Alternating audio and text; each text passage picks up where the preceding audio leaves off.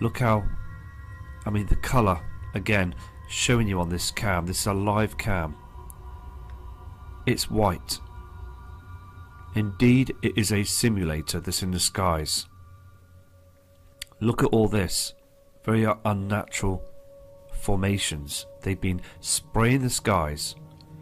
And these parts as well. Proving that everywhere is being chemtrailed. Hey, is that birds there? And I am seeing a blue sky, but where are the chemtrails that are hiding the planet in our sky?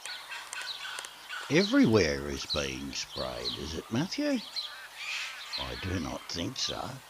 As can be seen by this video taken in Bendigo, Australia on the 4th of November 2017.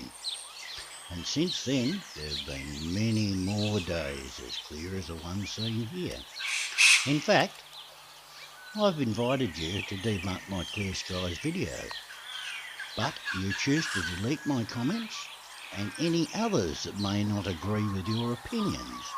So, my friend, they are not spraying chemtrails everywhere. Look, there are birds in this clip, and I thought Matt said that nowadays you don't see birds anymore. And that all the trees are dying off due to the spraying, but I see there are healthy trees in this clip. Matt wouldn't lie to me. Would he?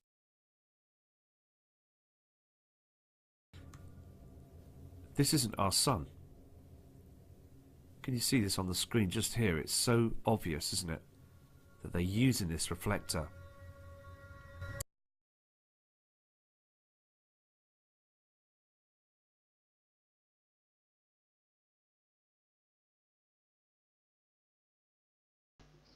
A reflector, is it? Really, Matthew, you leave so many unanswered questions. How big is it? How did it get there? Who controls it? What does it reflect? Let's see what happens when we place a reflective device between the Earth and the Sun, shall we? Oh, darn, seems as though we need a light source in front of the reflector. Just where's the secondary light source coming from? Now, let's see what happens when we turn off the secondary light source. Oops, not looking good for a reflector then. Think we can put a big red X through the simulator being a reflector. Hey, but people tell me there is a patent for a solar simulator and I've looked it up. So it must exist, right? Yes, you are correct there. But if you check further, you will find there are 2 patents and an actual simulator that has been built in Germany. However, it pays to do your research. These solar simulators are designed to be used in a lab to test solar panels and other materials to be used on spacecraft. They are not designed to work in the vacuum of space. The reason these simulators are needed is because our atmosphere blocks a great deal of the radiation that would otherwise affect the materials in space, and the atmosphere also diffuses the amount of light the materials would be subject to in a space environment. So, it actually pays to fully read patents and news articles from reliable sources about a sun simulator. I've heard multiple sources say the sun is white, that it just looks yellow because the Earth's atmosphere is scattering the blue light. I've heard in other places that the sun is yellow because of its position in the Hertzsprung-Russell (HR) diagram. Which is it? It can't be both yellow and white at the same time, or can it? Actually, the sun emits a lot of energy in the visible range. In wavelength scale, it is from 390 nanometers to 700 nanometers. And when you translate it to colours, you get all the colours from violet to red, just as we see them in a rainbow. When you mix all those colours together, you get white, and that is why white is the true colour of the sun. Check out photos of the sun taken by astronauts with no filters on their cameras. The sun appears white on them.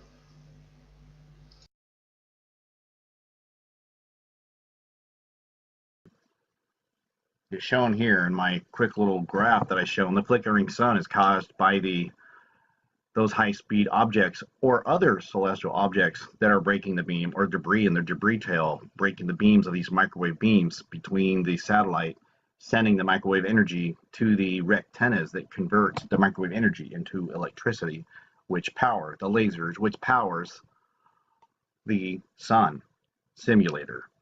So there's still a real sun, but here's the simulator in an orbit. It's approximately distance of 250 miles above the Earth, and the diameter of this sun simulator has been measured now by scientist Dr. Albers. By the angle of the light that coming off the sun simulator has determined this is roughly 300 feet in diameter. Now, the moons or objects could be also between the solar panels of the solar collectors that collect the energy, which I think is probably more likely than breaking the microwave beams. This would be enclosed. The distance of these microwave beams could be up to 27,000 miles and are 1 billion watts apiece per beam. That's a lot of power. So this, if we had an object here, about now on the topic of the stationary planets, if the object was seen where my cursor is, or it's very faint, I'm sorry about that. If the object would be here, the light would be bent through this lens and onto this lens, and then eventually casting a holographic planetary object here. So the light is being bent through a series of lenses and maintaining, so no matter where this planet is out here, it appears still in a holographic image here. Once it leaves the lens array, then it could move and move all around. And I believe these are overlapping lenses. I'm going to make another video in greater detail of what these lens arrays really look like. All right.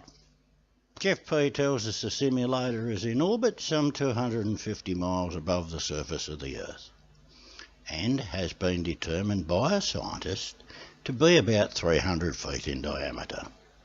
And of course there's a bunch of satellites each sending 1 billion watts per beam to power this simulator.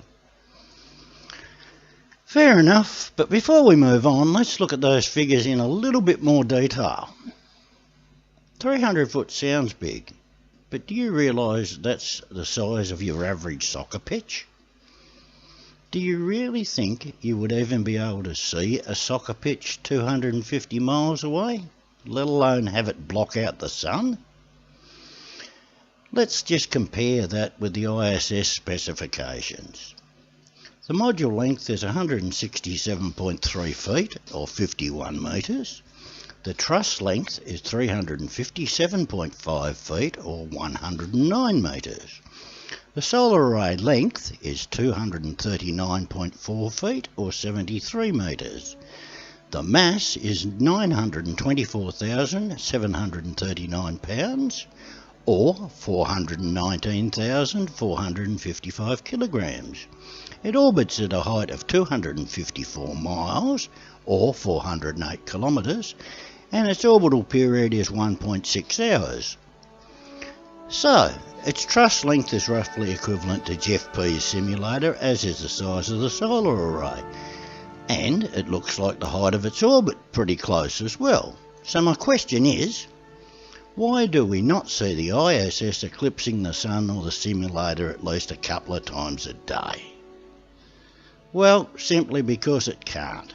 Here's a time-lapse photo taken during the recent eclipse, and you can actually see the ISS crossing the sun. So, a 300-foot simulator seems to be on shaky ground, I would suggest. Alright, now let's try and apply some scientific facts to the simulator. Point 1. The size of said simulator would have to be the size of Earth or bigger, at least 12,000 kilometres. Why, you ask? The sun does not illuminate just one small point on the Earth, it covers the whole daylight side of the planet. That is simple and can be explained with an analogy. I live in Australia and I have a friend in New Zealand. The sun is so far away that both me and my friends see the sun at the same position in the sky, almost exactly relative to the distant stars. But if there was something between us and the Sun and close to Earth, we would see the simulator at different positions relative to the Sun through parallax. In other words, it's the simulator we see at different positions relative to the distant stars rather than the Sun. It's like looking at, say, a distant mountain. If you look at it with a left or right eye, it seems in the same position relative to even more distant mountains. But hold a finger in front of it and your eyes will see the finger at a different position relative to the mountain. If it was hovering in front of the Sun, or close to it, it would be as big as the Sun to block it out, which is huge.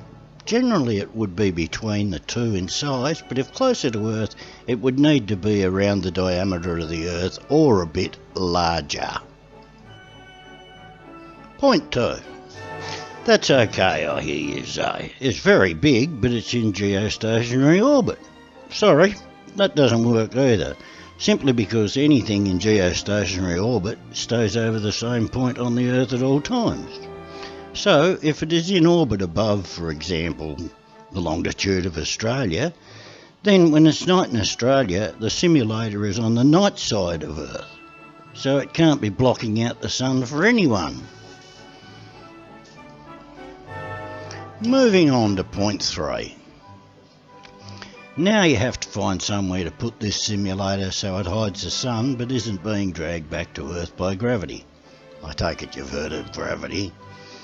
So, we suggest you put it 1.5 million kilometres out in space at what is called the L1 point or Lagrange point, where the Earth's gravitational field and the Sun's gravitational field nearly cancel each other out, and it's somewhat easier to keep something in the same spot.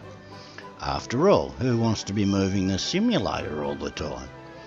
By the way, a kilometre is about 0.6 miles in case you live somewhere that hasn't caught up with the rest of the world in our metric ways. Now, this is doable, but even at the Lagrange point, station keeping is a bit like balancing a pencil on its sharpened point. It takes a lot of work. Also, the simulator would need to be manned for minor repairs, as something the size of this simulator is sure to get hit by meteors at some stage. So now we have a space flight out to L1 at least every few months for resupply and crew change. Okay, let's sum it up for you. We have a 12,000 kilometre wide disk floating out in space that is some sort of huge light globe. It can't be a mirror because, as we saw earlier, it would need a secondary light source. It is 1.5 million kilometres out in space, so all you need to worry about is if something goes wrong and it breaks down. Most of the truther channels agree that it is breaking down because they've shown film of a flashing sun. Now, should the breakdown happen, you'd better hope the Sun's gravitational field grabs it first, because if it decides to come hurtling towards Earth, you won't have to worry about Nibiru or anything else, because something the size of your simulator, not my simulator, will not burn up in the atmosphere. It will break up and spread a large swath of debris across the planet, and the chunks will be that big that it will be no good to duck and cover. And let's conveniently forget how much such a project as building your simulator would cost, let alone the number of launches and workers it would take to get the parts into place, also that it was built without anyone seeing it under construction. Maybe they did it at night. Oh, that wouldn't work, would it? With the current heavy lifters available, that's Chinese and US rockets, let's look at some details and some real math on this project. For the point of this argument, let's suppose the Sun simulator is 1 millimetre thick and similar density to water, which is 1 tonne per cubic metre, although I think most lenses would sink in water. So, with a radius of 6,371 kilometres, then the volume in cubic metres, and so the mass in tonnes, is 0.001 multiplied by pi multiplied by 6,371,000 multiplied by 10 to the power of 2 tonnes, or around 127,500,000,000 tonnes. If both the US and China were doing, say, 1,000 launches a day, then it would take them 127,500,000,000 divided by 10 multiplied by 2,000 multiplied by 365, which works out to 17,500 years to complete the project. So construction started on your sun simulator during the Upper Paleolithic period when humans were still using stone tools. How unlikely is that? However, if both the US and China were doing 1,000,000 launches a day, or a launch on average of every 11.5 seconds, then the construction would still take 17.5 years. Now, obviously, there's no way you can launch a rocket every 11.5 seconds from the same launch pad. Instead, since the turnaround time is bound to be more than a day, they would both need millions of launch pads to do it in a reasonable timescale. And that doesn't explain how this 1mm thick lens system achieves what they want. And you have to figure out how to keep it from folding up or moving away from its unstable equilibrium point at L1.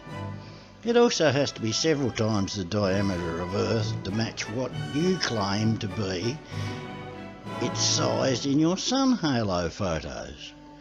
And just think what an astronomical spectacle it would be, with millions of spaceships going up there every day to ferry all the materials up to make it, and the lens or mirror gradually unfolding in a space construction project billions of times more ambitious than the ISS. Honestly, it's an absurd idea.